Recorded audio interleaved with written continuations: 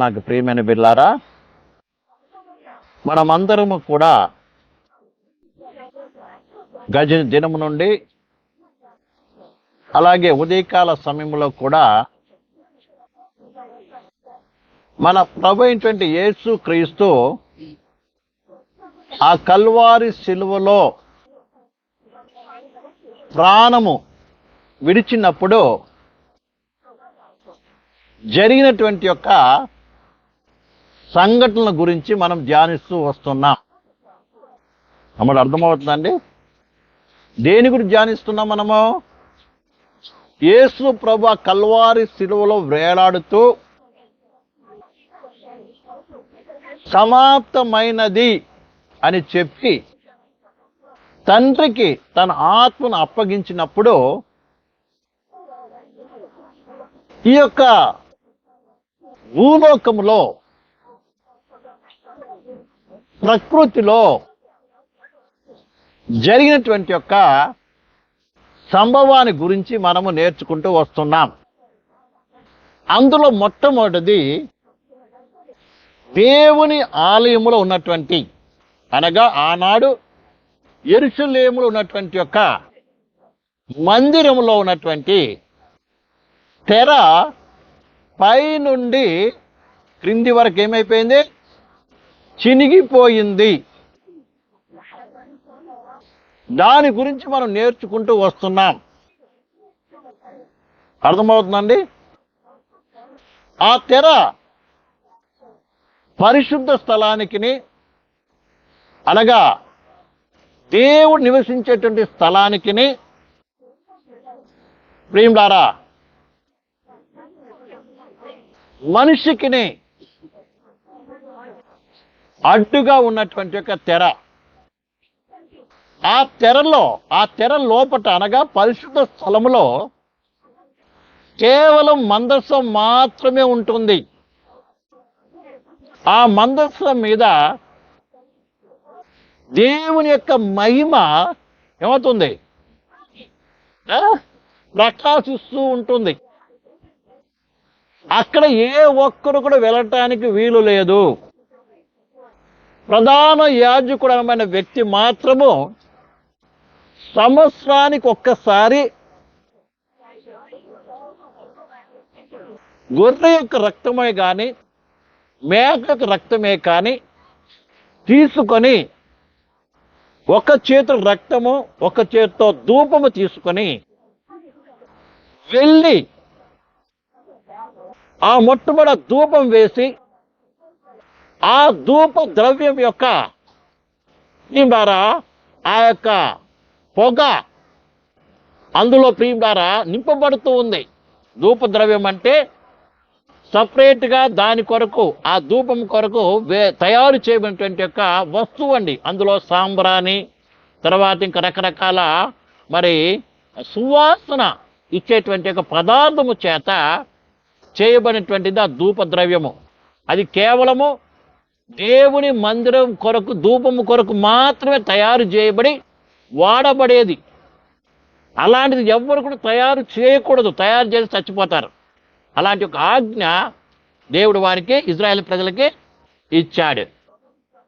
దాన్ని వేసి, ఆ నిప్పుల మీద వేసి, ఆ ధూపము, ఆ యొక్క పొగ ఆ యొక్క అతి పరిశుద్ధ స్థలం కమ్మినప్పుడు, ప్రియమైన బిడ్డలారా, ఆయన చేతుల రక్తమును తీసుకొని ఏం చేస్తాడు? 7 సార్లు ఆ యొక్క మందసము మధ్యలో, అనగా 2 వైపుల కేబీరు రెక్కలు చాపుకొని ఉంటుంది. ఆ మధ్యలో కరుణాపీఠం మీద ఏం చేస్తాడు? 7 సార్లు ఏం చేస్తాడు? ప్రోక్షించి వెంటనే తిరిగి వచ్చేస్తాడు. ఇదంతా కూడా కొన్ని క్షణాల్లో మాత్రమే జరుగుతుంది. మళ్ళీ సంవత్సరం తర్వాతనే వెళ్ళాలి ఆ దినమున. దాన్నే ప్రాయశ్చిత్త దినము అంటారు. అర్థమైంది? దాన్ని ఏమంటారు? ప్రాయశ్చిత్త దినము అంటారు. ఇప్పటికి కూడా ఇజ్రాయేల్ ప్రజలు దాన్ని పాటిస్తూ ఉంటారు. కానీ ఈ దినంలో వారికి మందిరం లేదు. అయితే విషయానికి వద్దాం. ఆ యొక్క ఆ మధ్యలో పరిశుద్ధ స్థలానికి అతి పరిశుద్ధ స్థలంలో మధ్యలో ఉన్నటువంటి ఒక ఈ తెర ఏమైపోయింది, రెండుగా చినిగిపోయింది పైనుంచి కింద వరకు. మీకు ఆల్రెడీ చెప్పాను, ఈ తెర ఏదో సామాన్యం ఇలాంటి తెర కాదండి. అది రక్త ధూమ్ర, తర్వాత ఆ యొక్క 4 రకాల రంగులు కలిగినటువంటి దారాలతో చేయబడిన త్వర. దాని మందము దాదాపుగా 4 అంగళాలు ఉంటుంది, అనగా ఇంత వెడల్పు ఉంటుంది, 4 అంగళాలు. అంత పెద్ద తెర. దాన్ని ఒకవేళ తీసి దాని మీద కట్టాలంటే 300 మంది యాజకులు అవసరమై ఉంటారు. అర్థమైందండి? 300 మంది దాన్ని లేపి ఏం చేయాలి, కట్టాలి. ఇంకా దాని గురించి తర్వాత చెప్పుకుందాం ప్రియులారా. అలాంటి ఒక తెర పై నుండి చినిగిపోయింది. ఆ తెర ఉన్నంత కాలము కూడా ఏ ఒక్కరు కూడా చివరికి ప్రధాన యాజకుడు మాత్రమే ఒక్క దినమున ఒక్కసారి కొన్ని క్షణాల పాటు మాత్రమే ఆ యొక్క స్థలానికి వెళ్ళేటువంటి ఒక అనుమతి దేవుడు ఇచ్చాడు. అంటే దేవునికి మనకి మధ్యలో ఎన్నో అడ్డు తెరలు ఉన్నట్టుగా మనం చూస్తాం. ఎందుకంటే మానవుడు దేవునికి దూరముగా ఉన్నట్టు మనం చూస్తున్నాం. అయితే దేవుడు మానవుడు సృజించినప్పుడు దేవుడి దగ్గర నుంచి మానవుడు ఎంతో దూరముగా ఉండాలని ఏమాత్రం మనిషిని ఏం చేయలేదు, దేవుడు సృజించలేదు. ప్రియమైన బిడ్డలారా, దేవుడు మానవుడు సృజించినప్పుడు ఏదేని తోటలో మానవుడు ఎలా ఉన్నాడంటే ఆయనతో కలిసి నడిచేటువంటి అనుభవంలో ఉన్నాడు. హల్లెలూయా. దేవుడు మొట్టమొదటి సృజించిన మానవుడు దేవుని స్వరూపంలో, దేవుని పోలికలో ఎలా ఉన్నాడు, దేవునితో కలిసి నడుస్తూ ఉన్నాడు.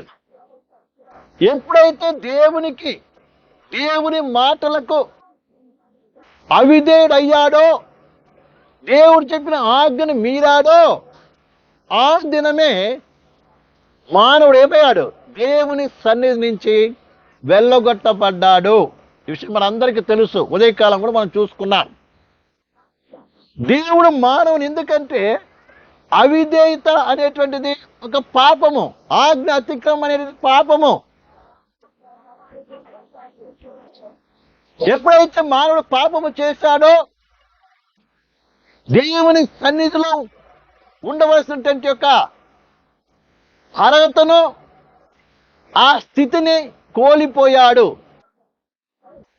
ఎలాగంటే ఏ యొక్క స్వరూపములో పోలికలో మానవుని చేశాడో, మానవుడు ఆజ్ఞ అతిక్రమించడం ద్వారా, పాపము జరిగించడం ద్వారా ఆ స్వభావాన్ని, ఆ స్వరూపాన్ని ఏం చేశాడు, కోల్పోయాడు. మరణానికి పాత్రుడయ్యాడు. మానవుడు ఆజ్ఞ అతిక్రమించినంత కాలము కూడా అతనికి ఏం లేదు, మరణము లేదు. మరణము లేదు, వయసు లేదు. అర్థమైందంటే ఏదైనా తోటలో మానవుడు ఏం లేదు, వయసు లేదు. ఆయన శరీరంలో ఎలాంటి రోగము లేదు. దేవుని గుణలక్షణాలు కలిగిన వాడుగా ఉన్నాడు. స్వరూపం పోలికంటే ఏంటిది, దైవిక సంబంధమైనటువంటి గుణలక్షణాలు.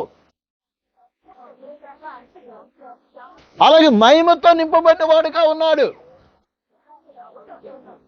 పరిపూర్ణ జ్ఞానవంతుడుగా ఉన్నాడు. ఏనాడైతే పాపము చేశాడో ఇవన్నీ కోల్పోయాడు. హల్లెలూయా. అప్పుడు తన్ను తాను కప్పుకోవడానికి ఏం కావాలి, వస్త్రము అవసరమై ఉండెను. ఏదో ఒక వస్తువు అతనికి అవసరమై ఉన్నది. అందుకే అంజూరపు కట్లు కట్టుకొని భయముతో వెళ్ళి దాక్కున్నాడండి. పిల్లల్ని జాగ్రత్త చూసుకోండమ్మా. అర్థమవుతుందండి? దేవుని దగ్గరికి వెళ్ళడానికి ఏమయ్యాడు? భయపడ్డాడు. చివరికి దేవుని మీదే నేరారోపణ చేసే స్థితికి వచ్చాడు. అందుకే దేవుని వాక్యం సెలవిస్తుంది, మనం బలహీనమై ఉండగా, మనం పాపులమై ఉండగా, మనం దేవునికి శత్రువై ఉండగా మన కొరకు యేసుక్రీస్తు ఏం చేశాడంట? చనిపోయాడు. హల్లెలూయా. మానవుడు ఏ స్థితికి వచ్చాడండి? బలహీనుడు అయిపోయాడు, పాపి అయిపోయాడు. అదే కాకుండా ఏమయ్యాడు? దేవునికి శత్రువు అయ్యాడు. ఇది ఈనాటి మానవిక స్థితి. ఎవరైనా కావచ్చు. నువ్వే స్థితిలో ఉన్నావు తెలుసా? బలహీనగా ఉన్నావు. బలహీనత అంటే ఈ శరీర సంబంధమైన బలహీనతను బట్టి కాదండి. ఏ బలహీనత? దేవుని దగ్గరికి తిరిగి వెళ్ళలేనంత బలహీనత. ఆ దినం మొదలుకొని మనం ఏమవుతున్నాడు? మనిషి కిందికి వెళ్ళిపోతున్నాడు తప్ప దేవుని దగ్గర వెళ్ళలేనిపోతున్నాడండి. ఎన్ని ప్రయత్నాలు చేసినా కూడా మానవుడు ఏమవుతాడు? మానవ జాతి దేవునికి దూరమై నరకానికి వెళ్ళిపోతున్నాడు. కారణం ఏంటంటే పాపమునకు దాసుడయ్యాడు, మరణము యొక్క అధికారం కింద ఉన్నాడు, సాతాను యొక్క కబంధ హస్తాలు చిక్కబడి ఉన్నాడు. అతి మానవుని దేవుడు ఏం చేస్తాడు? ఆ దినంలో తోటల నుంచి ఏమయ్యాడు? బయటికి గెంటి వేయబడ్డాడు. ఆ దినం నుంచి ఈ భూమి అంతా కూడా శపింపబడినది. అర్థమవుతుందండి? కేవలం ఆయన ఒక్కడే కాదు, ఆయన చేసిన పాపాన్ని బట్టి ప్రేమారా భూమి కూడా శపింపబడినదండి. ఆ దినం నుంచే భూమి మీద ముళ్ళ పొదలు, గచ్చ పొదలు, బలురక చెట్లు ఇవన్నీ పెరగడం ప్రారంభమైనది. అది మానవునికి బాధ కలిగించేటువంటి యొక్క విషయాలన్నీ జరిగినాయి ప్రియమైన బిడ్డలారా. హల్లెలూయా. ఈ రీతిగా దేవుడు ఆదామును బయటికి గెంటి వేసి దేవుని దగ్గర రాకుండా, అదే కాకుండా ఆ యొక్క జీవవృక్ష ఫలము తినకుండా ఏం చేశాడు? మధ్యలో ఒక అద్దును నియమించాడు. అదేంటిది? కేబూర్లను పెట్టాడు, ఖడ్గ జ్వాలను పెట్టాడు. అంటే మండుచున్నటువంటి యొక్క ఖడ్గాని అటు ఇటు తిరగటానికి ఏం చేశాడు? దేవుడు పెట్టాడు. ఒకవేళ ఆ మనిషి వాడు అదే దినంలో ఆదాము ఒకవేళ తిరిగి అక్కడికి రావాలనుకుంటే ఏమవుతాడు? ఆ క్షణంలో చంపబడి అగ్నికి ఏమవుతాడు? ఆహుతి అయిపోతాడు. ఈ రీతిగా మానవునికి దేవునికి మధ్య ఏమైంది? ఒక అడ్డు గోడ ఏర్పడింది. అయితే దేవుని నా మహిమ కలుగును కాక ప్రియమైన బిడ్డలారా, మానవుని సృష్టించిన దేవుడు ఆయన ఎంతో కనికర సంపన్నుడై ఉన్నాడండి. హల్లెలూయా. ఆయన ఎంతో ప్రేమామయుడై ఉన్నాడు. తిరిగి తన దగ్గర నుంచి దూరం అయిపోయిన మానవుని దగ్గరికి ఎలాగైనా రావాలి, ఎలాగైనా ఈ నశించిపోతున్న మానవుని తిరిగి తన దగ్గరికి తెచ్చుకోవాలి. నాకు నేను సూచించినటువంటి మానవునికి అడ్డును ఏం కావాలి? ఏ నాటికైనా ఏం కావాలి? తొలగించాలని దేవుడు ప్రియులారా ఎదురు చూస్తూ ఉన్నాడు. హల్లెలూయా. ఎదురు చూడడమే కాకుండా మానవుడు పడిపోకముందే, మానవుడు సృజించకముందే, భూమి పునాదులు వేయబడక మునిపే ఆల్రెడీ ఆయన దగ్గర ఏముంది? ఒక ప్లాన్ చేసి పెట్టాడండి, ఒక ప్రణాళిక రచించి పెట్టాడు. ఆ ప్లాన్ ఏంటిదంటే, ఆ ప్రణాళిక ఏంటిదంటే స్త్రీ సంతానముగా ఈ లోకంలోకి యేసు ప్రభువు రావటము. హల్లెలూయా. కానీ స్త్రీ సంతానం ఈ లోకంలోకి రావటము ప్రియమైన బిడ్డలారా, దాని ప్రకారము, ఆయన సంకల్ప ప్రకారము దేవుడు ఈ మానవ జాతి నుంచి ఒక వ్యక్తిని ఏర్పాటు చేసుకున్నాడు. ఎవరు ఏర్పాటు చేసుకున్నాడు? ఒక వ్యక్తిని ఏర్పాటు చేసుకున్నాడు. ఆయనే అబ్రాహాము అండి. అబ్రాహాము ఊరు అనేటువంటి యొక్క పట్టణంలో తన పితరులందరూ కూడా విగ్రహారాధన చేస్తున్నప్పటికీ ఆ విగ్రహారాధకుల మధ్యలో నుంచి దేవుడు అబ్రాహాముకి ఏం చేశాడు? ప్రత్యక్షమయ్యాడు. అపోస్తుల కార్యములు 7వ అధ్యాయం 2వ వచనం చదవండి.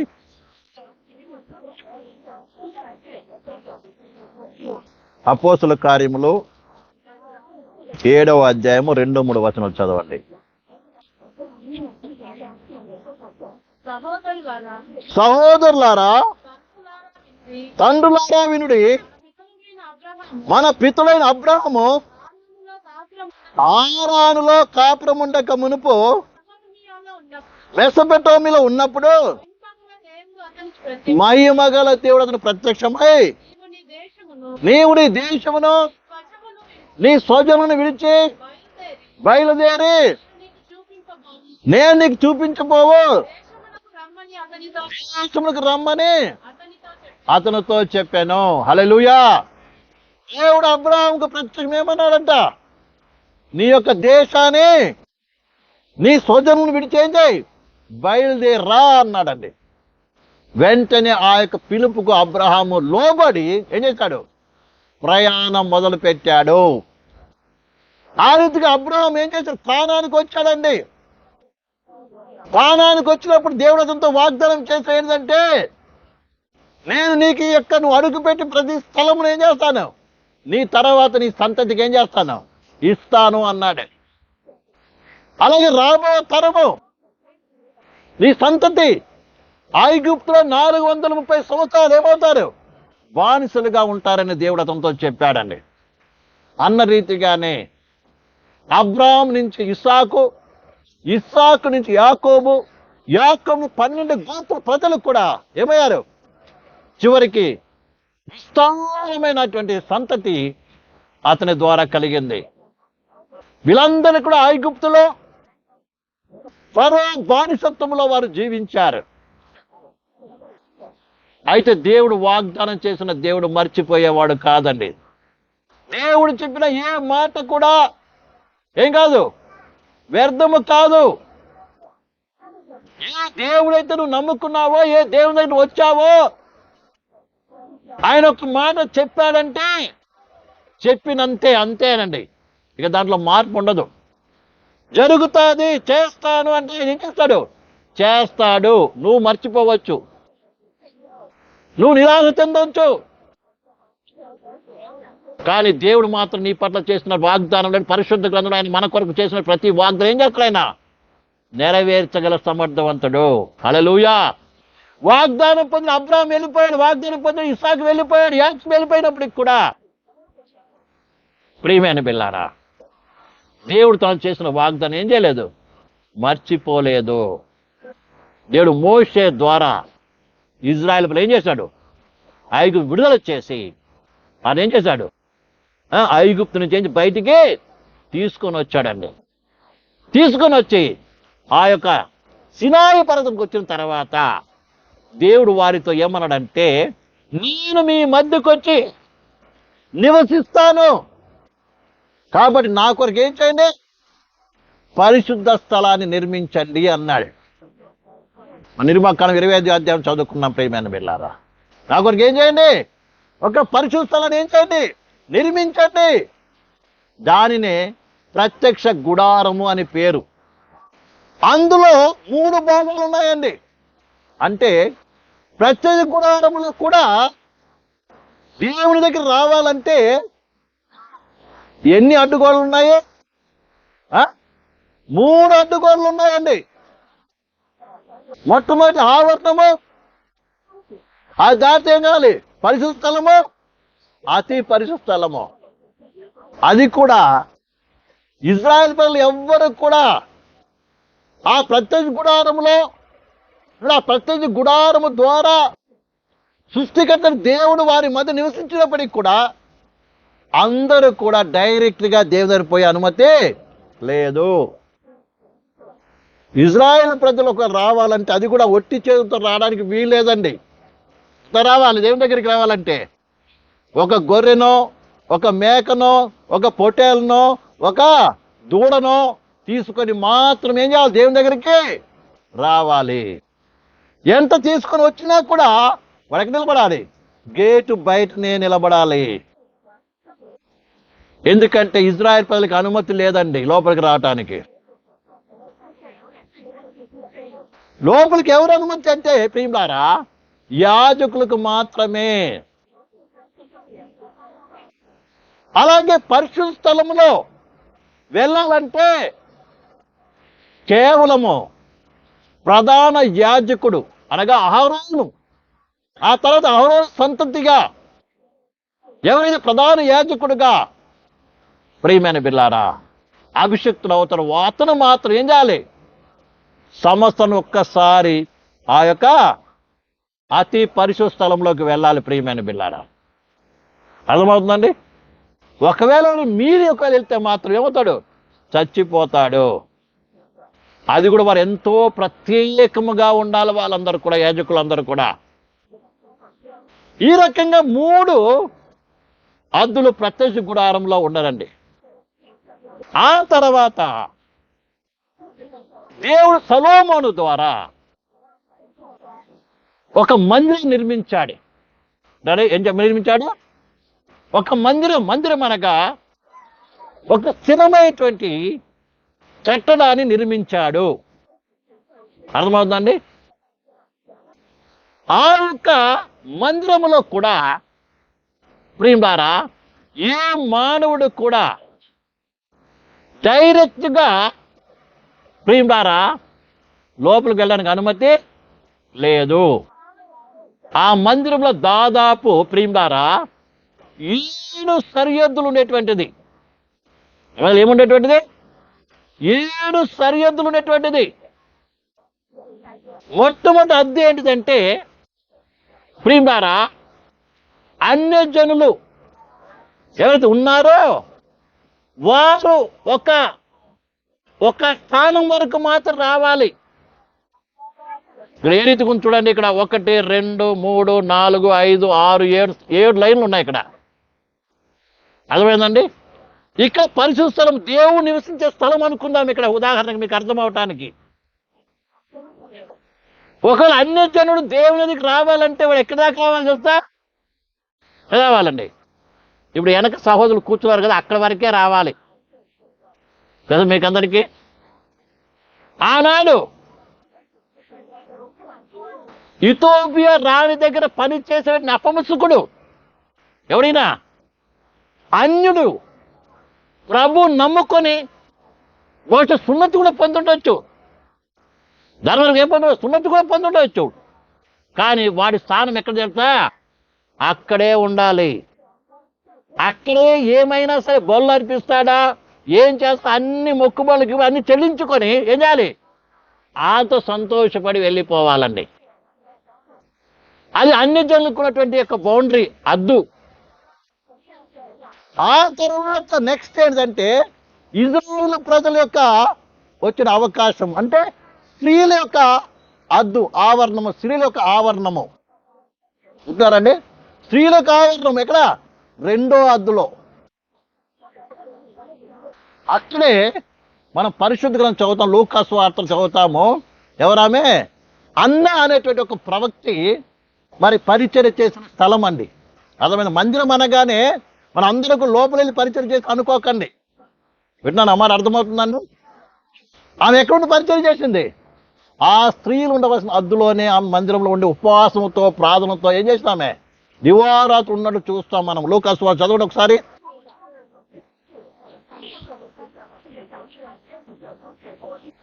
లూకా సువార్త మరియు ఆషేరు గోత్రికురాలు అన్నోవన ఒక ప్రవక్తి ఉండెను. ఆమె కన్యతో మొదలుకొని 7 ఏళ్ళు పెనిమితో సంసారము చేసి బహుకాలము గడిచినదై 84 సంవత్సరములు విధవరాలై ఉండి దేవాలయం విడవక ఉపవాస ప్రార్థనలతో రేయి బగలు దేవుని మందిరం ఏం చేస్తుంది? ప్రార్థన చేస్తుంది. ఎక్కడ ఉండండి? ఆ స్త్రీలు ఉండవలసిన ఆవరణంలో ప్రియమైన గురు. చూడండి, దీన్ని బట్టి మనం మంచిగా ఆలోచించాలి. వారికి దొరికిన స్థానంలోనే ఎంతగా వారు ఏమై ఉన్నారు? దేవుని యందు భయభక్తులు కలిగి దేవుని యథార్థముగా సేవించిన వారై ఉన్నారండి. ఈ దినం వారందరికీ ఒక ఉన్నతమైన స్థానం మనకు దొరికింది. అర్థమైందండి? ఇది మనం ఎక్కడున్నామండి? అక్కడ లేము. ఎక్కడున్నాము? పరిశుద్ధ స్థలములో ఉన్నామండి. మనం ఏ రీతిగా దేవుని సేవించాలి, మనం ఏ రీతిగా దేవుని ఆరాధించాలి, మనం ఏ రీతిగా ప్రియులారా దేవుని యందలి భయభక్తులు కలిగి ఉండాలో ఒకసారి మనం ఆలోచించుకోవాలి. ఆ తర్వాత స్థానము ఇజ్రాయేలు యొక్క పురుషుల స్థానం అండి. ఇజ్రాయేలు యొక్క పురుషులు మాత్రమే రావాల కలిగే. ఆ స్థలంలోని ఇంకొక వ్యక్తి కూడా అక్కడ చూస్తాం కదా. ఎవరు? సిమియోను గోత్రం చెందినటువంటి వ్యక్తి. సిమియోను కదా? సిమియోను గోత్రమా? సిమియోను చూస్తాం. ఆయన కూడా చదవండి అక్కడ.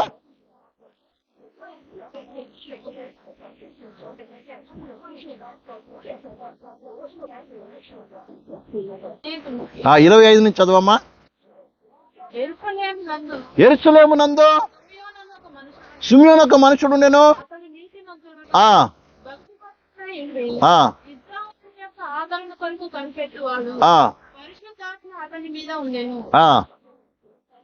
ఈ సిమియోను కూడా అదే మందిరంలో ఏం చేశాడు? అక్కడ యేసు ప్రభుని చేతితో ఎత్తుకుని ఏం చేశాడు?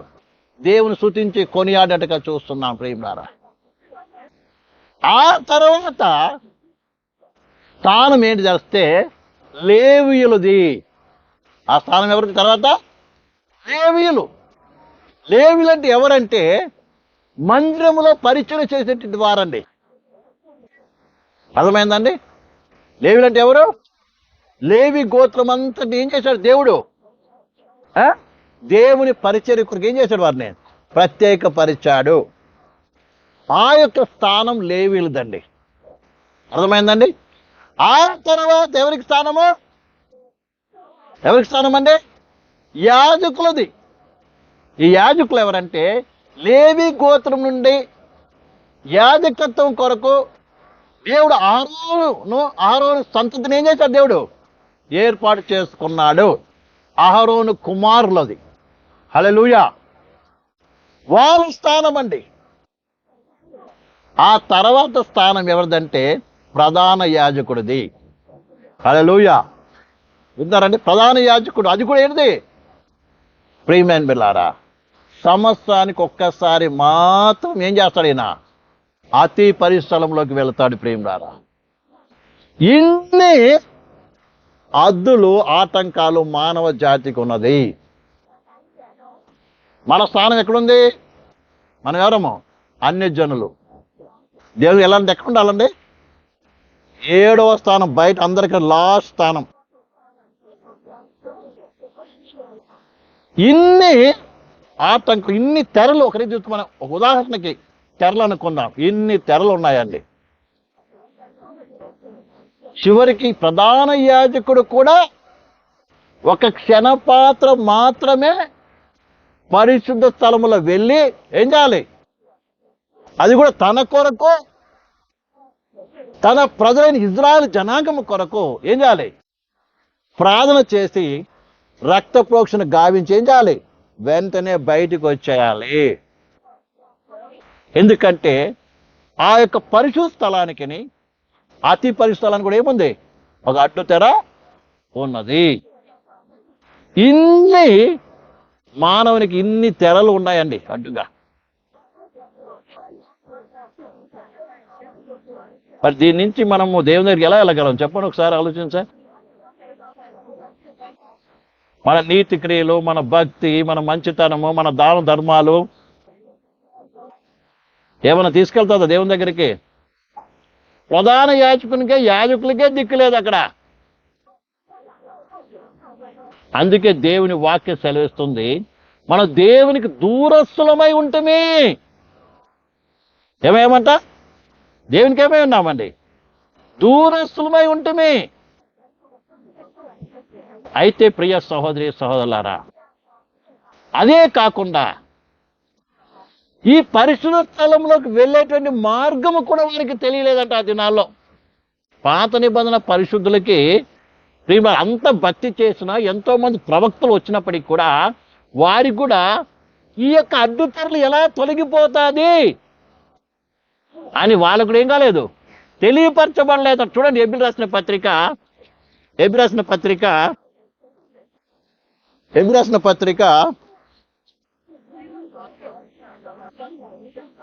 8వ వచనం 9-8 చదవండి. 9వ అధ్యాయం 8వ వచనము. దీన్ని బట్టి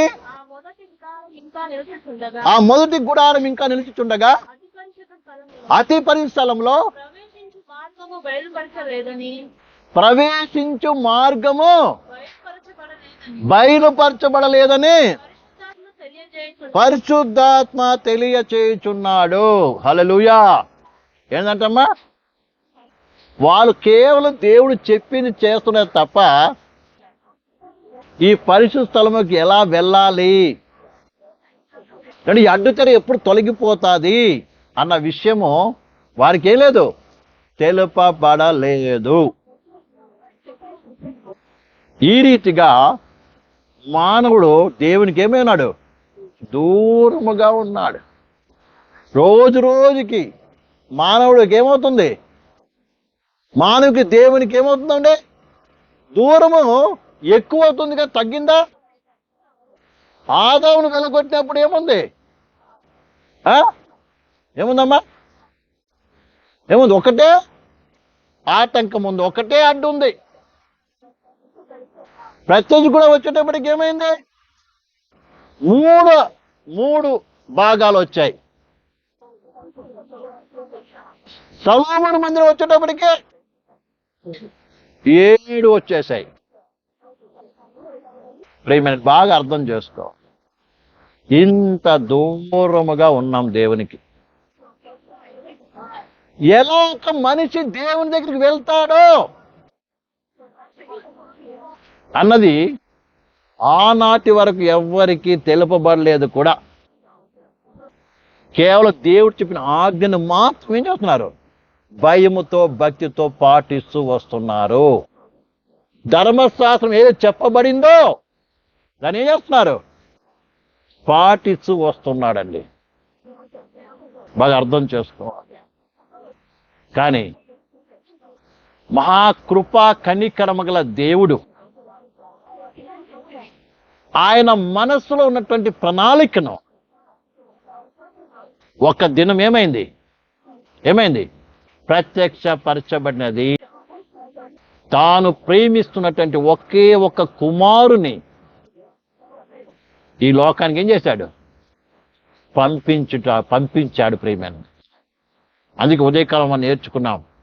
ఇక్కడ యోహాను సువార్త 3వ అధ్యాయం 16వ వచనంలోను, అలాగే 14-15 వచనంలో ఏం చేసాం మనము చదువుకున్నాం. ఏం చేశాడంట, దేవుడు లోకాన్ని ఎంతో ప్రేమించి ఏం చేశాడు, తన అద్వితీయ కుమారుని ఈ లోకానికి పంపించాడు. ఎందుకు పంపించాడు తెలుసా? ఎందుకు పంపించాడండి? ఆ కల్వారి శిలువలో మరణించటము కొరకు. మానవ జాతి చేసిన అక్రమంతటిని, పాపమంతటిని ఆయన మీద వేసి ఒకేసారి పరిపూర్ణమైన బలిని ఏం చేయడానికి, అర్పించటము కొరకండి. అందుకే ప్రభువైన యేసుక్రీస్తు ప్రియమైన బిల్లారా, ఏ గొర్రెల యొక్క మేకల యొక్క బలి తీసుకొని ఏం చేయాలి, అర్పించలేదు. కానీ ఆయన్నే నిర్దోషిగా, అర్థమైందండి, పవిత్రుడుగా, నిష్కలంకముగా ఏం చేశాడు, ప్రభువుకు తను ఏం చేశాడంట, అర్పించుకున్నాడని దేవుని వాక్యం చెప్తుంది. ఇక్కడ 9వ అధ్యాయం చదవండి, 19వ అధ్యాయం 14వ వచనం చదువుదాం. 13 నుంచి చదవండి, 13 నుంచి. మేకల యొక్కయు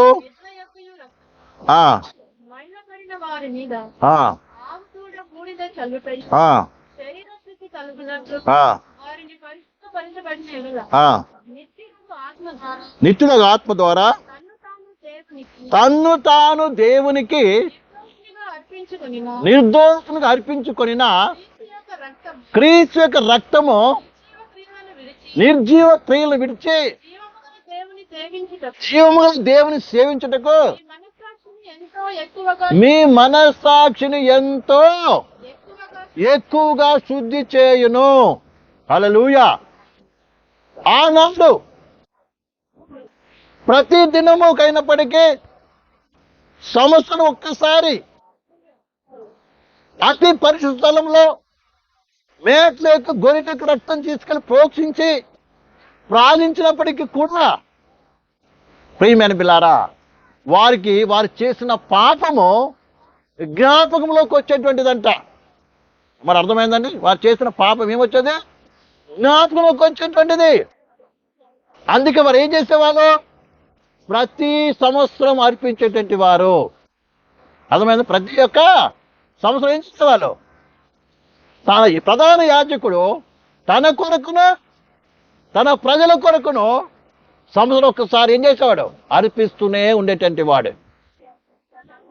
కానీ ప్రియమైన సహోదరి సహోదరులారా, వాటికంటే శ్రేష్టమైనటువంటి ప్రభు అయిన యేసుక్రీస్తు రక్తము ఏం చేస్తుంది తెలుసా? మన మనస్సాక్షిని శుద్ధి చేస్తుంది. హల్లెలూయా. ఏం శుద్ధి చేస్తుంది? మనస్సాక్షిని శుద్ధి చేస్తుంది. ఆనాటి గొర్రెల యొక్క మేకల యొక్క రక్తము మనస్సాక్షిని కాదు, కానీ కేవలము ప్రియమైనలారా వారు చేసిన పాపాన్ని కప్పిపెడుతుందే తప్ప శుద్ధి చేయటం లేదని దేవుని వాక్యం సెలవిస్తుంది. అందుకే వారికి ఏమవుతుంది? పాపం మరలా మరలా జ్ఞాపకం వస్తుంది. కానీ ప్రభువైన యేసుక్రీస్తు తను అప్పగించుకోవడం ద్వారా ఆ కల్వారి శిలువలో రక్తము చిందించబడే రక్తము ఏమవుతుంది? మన మనస్సాక్షిని ఏం చేసి శుద్ధి చేస్తుంది. ఆ శుద్ధి చేయటం ద్వారా మనకి పాప జ్ఞాప్తి ఇక ఉండదు. హల్లెలూయా, హల్లెలూయా. ఎవరైతే నిజముగా తమ పాపములు ఒప్పుకొని మారు మనసు పొంది పశ్చాత్తాపులై ప్రభుకు తమ జీవితాన్ని అప్పగించుకుంటారో వారి యొక్క పాపములు పరిపూర్ణంగా ఏమవుతుంది? క్షమింపబడమే కాకుండా పాపం నుంచి వాళ్ళ మనస్సాక్షి పరిశుద్ధపరచబడిన వారుగా పాపం నుంచి పరిపూర్ణ విడుదల పొంది పరిశుద్ధులు అని పేరు పెట్టబడుతుంది. ప్రియమైన బిల్లారా, నమ్మిన దేవునికి స్తోత్రం చెప్పండి. ప్రియమైన బిల్లారా, హల్లెలూయా. ఎవరైతే శుద్ధి చేయబడ్డారో వారికి ఏముండదు, ఇంకా పాప వ్యక్తి ఉండదు. ఇప్పుడు మనస్సాక్షి మనకేమో సాక్ష్యం ఇస్తుంది? ఎవరివి? పరిశుద్ధుడివి. ఎవరివి? పరిశుద్ధుడివి. నువ్వు పరిశుద్ధుడు అయ్యావు కాబట్టి ఒక చిన్న పొరపాటు చేసినా కూడా వెంటనే ఏమవుతుంది? నీలో నువ్వు తప్పు చేస్తున్నావు అని గద్దింపు వస్తుందండి. చిన్న నోటి మాట చేత కావచ్చు, చూపుల ద్వారా కావచ్చు. ఒకరి చూపులు ఒకవేళ కొంచెము